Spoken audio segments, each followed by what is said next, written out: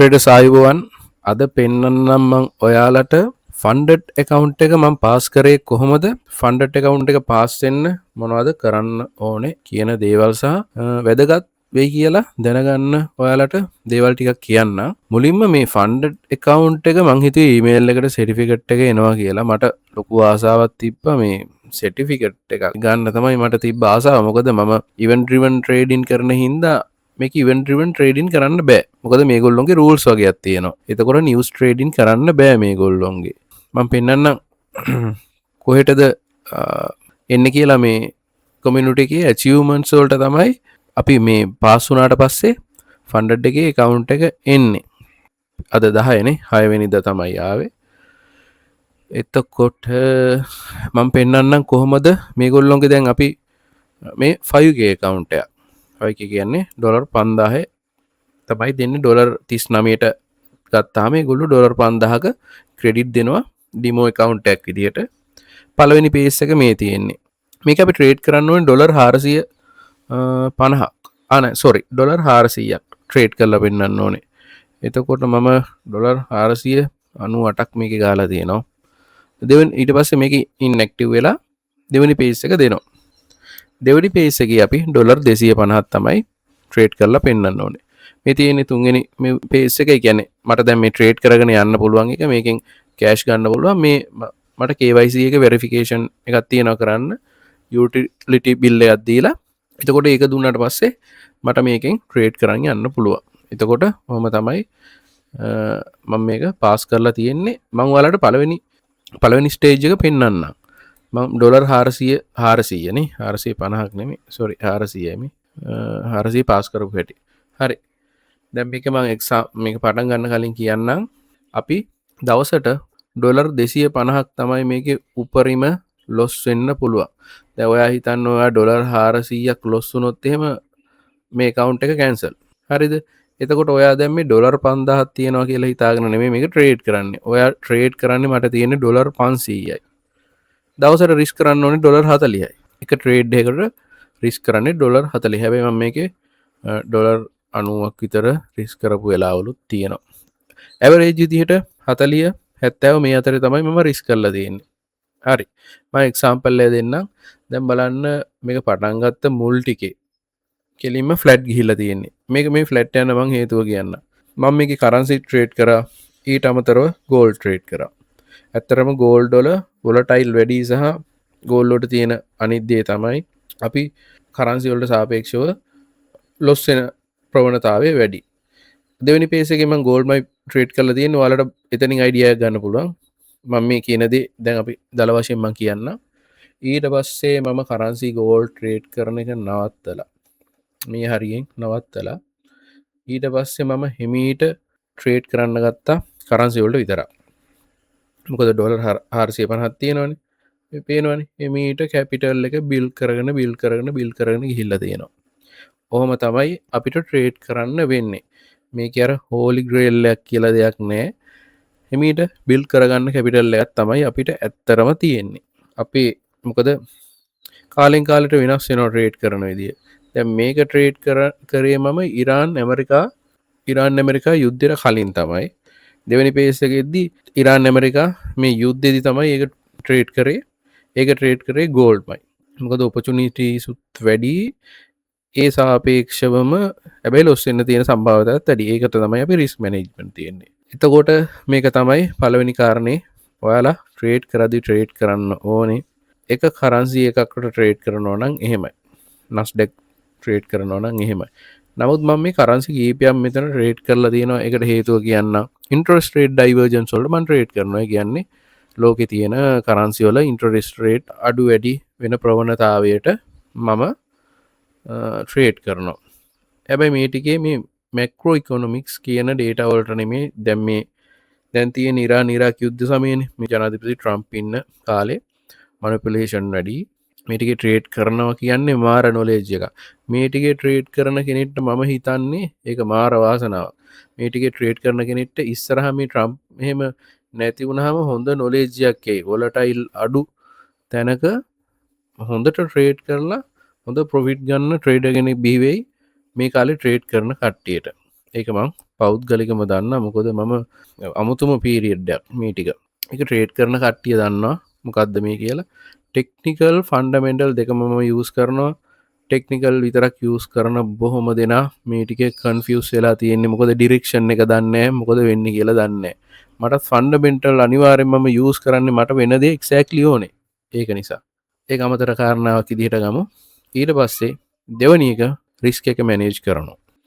එක්සෑක්ලි දන්නවා කොච්චර රිස් කරනවා කියලා. ඩොලර් 40ද ඩොලර් 50ද එහෙම දන්නවා පිප්ස් කීයක් මම රිස් කරනවාද කියලා. තුන්වෙනි කාරණාව මං ඕවර් ට්‍රේඩ් කරන්නේ. ඒ කියන්නේ ට්‍රේඩ් එකක් කරන ලොස් වුණොත් මං ඊට පස්සේ ට්‍රේඩ් එකට පන්නන්නේ මේක රිකවර් කරගන්න ඕනේ කියලා. රිකවර් කරගන්න ඒ වෙලෙම කරන්න යන්නේ නැහැ. මොකද ඒ වෙලාවේ ට්‍රේඩ් නැතුව අපි මාකට් එකේ හැමතිස්සෙම ට්‍රේඩ් වලට පුෂ් කර යද්දි එතනදි වෙන්නේ අපිට ලොස් එක. එක්ක එතනින් ට්‍රේඩ් කරන එක නවත්තලා දැන් මම තව ප්‍රොජෙක්ට්ස් කරනවා USA ක්ලයන්ට්ලා එක්ක. ඒ වැඩක් කරනවා. නැත්තම් මං එළියට යනවා. නැත්තම් ජිම් එකට යනවා. ඔය මොකක් හරි තමයි. ඒකත් ට්‍රේඩ් කරනවා කියන එකේ පාර්ට් එකක් තමයි. ඔන්න ඔය තුන තමයි බේසිකලි. හැබැයි හතරවෙනි කාරණේ ෆන්ඩමෙන්ටල්ස්. ෆන්ඩමෙන්ටල්ස් නැතුව හරි අමාරුයි කරන්න. ඩිරෙක්ෂන් එක දැනගන්න ඕනේ. අපි ටෙක්නිකල් කියන දේවල් හරි ලේසි උගන්නන්න. SMC ICT කන්සෙප්ට් තමයි මම ඇත්තටම පාවිච්චි කරන්නේ. ඒ දේවල් හරි ලේසි උගන්නන්න පුළුවන්. ICT කන්සෙප්ට් ප්‍රධාන 8 උගන්නන්න පුළුවන් හරියට විනාඩි 25ක් ඇතුළත. හරි සරලවම. ලේසි කියලා නෑ. ඉතින් ඉගෙන ගන්න ඕනේ, මාකට් එකේ ඉන්න ඕනේ. එතකොට ලේසි. ඕක තමයි. දැන් මේ මම බලමු. මම පළවෙනි පේස් එක කරපු විදිය. දෙවෙනි පේස් එක පෙන්වන්නම් හාත්පසින්ම වෙනස්. දෙවෙනි පේස් එකේ තනිකර ෆන්ඩමෙන්ටල් වලින් මේක ගියේ. ට්‍රේඩ් කරේ ගෝල්ඩ් විතරයි. තනිකර ගෝල්ඩ් විතරයි ට්‍රේඩ් කරලා තියෙන්නේ. පළවෙනි ට්‍රේඩ් වලින්ම අල්ලලා තියෙනවා ඩොලර් 172ක් අල්ලලා තියෙනවා. ඊට පස්සේ හිමීට මොකද එතන ඔපචුනිටියක් තිබ්බා. ලොකු ඔපචුනිටියක් තිබ්බා. ඒකට ඇල්ලුවා. ඊට පස්සේ හිමීට ඔය ග්‍රෝ කරගෙන මේ හරියට ගිහිල්ලා තියෙනවා. මෙතන පුල් බැක් එකක් ඇවිල්ලා තියෙනවා. ඒකට හේතුව කියන්න අපි ෂුවර්ම කරන් හිටියා වෝ ටෙන්ෂන් එක හින්දා මේ ලොකු සෙල් එකක්. සාමාන්‍ය වෝ ටෙන්ෂන් එකකදී ගෝල්ඩ් අප් වෙනවා. නමුත් මේක හාත්පසින්ම වෙනස්. ඔයිලුයි ඩොලරුයි තියෙන කොලරේෂන් එක. ඒ කියන්නේ ඔයිල් අප් වෙද්දි ඩොලර් එක ස්ට්‍රෝං වෙනවා. මොකද මේ ඔයිල් ගන්න තියෙන ඩොමිනන්ට් කරන්සි එක USD නේ. වෝ එක වැඩි වෙද්දි ඔයිල් අප් වෙනවා. ඔයිල් අප් වෙද්දි USD ස්ට්‍රෝං වෙනවා. ඒක තමයි මේක තියෙන්නේ. එතකොට XAU USD bearish තමයි මොමන්ට් එක. එතකොට අපි දැන් වෝටේෂන් එකකින් හින්දා අපි හරි බලාපොරොත්තුවෙන් හිටිය හරියට සෙටප් එක අරගෙන මම ලොකු බලාපොරොත්තුවක් තිබ්බා සෙල් එක. එතකොට හිතුවේ නැති වෙලාවට ට්‍රම්ප් කිව්වා හරි ඒගොල්ලෝ සාම සාකච්ඡා ඉරාන් එක තියෙනවා කියලා.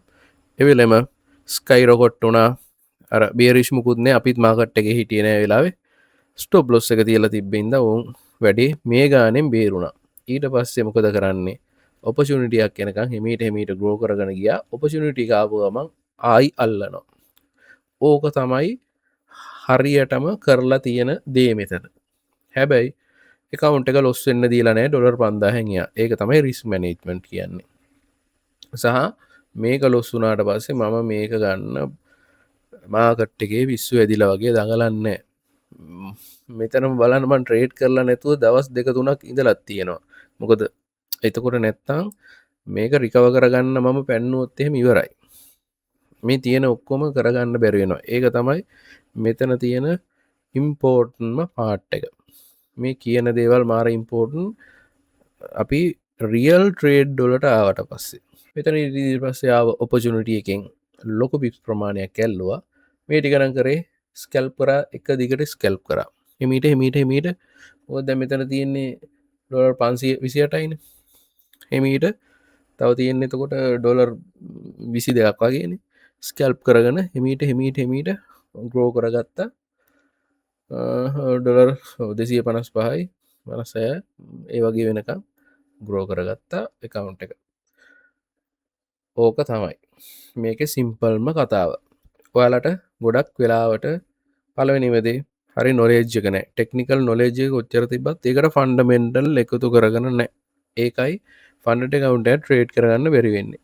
දෙවෙනි රීසන් එක වෙන්නේ ඕවර් ට්‍රේඩින් සහ මොකක් හරි ට්‍රේඩ් එකක් ලොස් වුණාම ඒක රිකවර් කරගන්න අර පිස්සු ඇදිලා වගේ පන්නනවනේ.